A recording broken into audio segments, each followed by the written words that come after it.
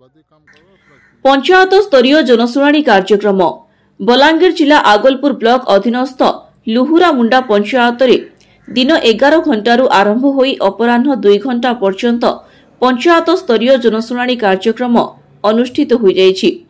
एही जनशुणाणी कार्यक्रम रे स्थानीय सरपंच श्रीमती लीनाक्षी नायक, पंचायत निर्वाही अधिकारी गुणनिधि दंडसेना, आगलपुर गोष्ठी स्वास्थ्य अधिकारी धीरेन्द्र मेहेर, तहसीलदार श्रीजुक्त चैनु गंड जोग देइथिले।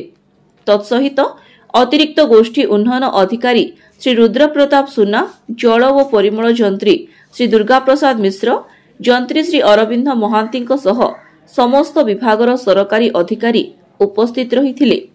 आवास गृह उपरे मोट 84टी अभियोग होइथिबा बेले अन्यान्य उपरे 20टी अभियोग पंजीकरण होइथिबा सूचना दैछन्ति।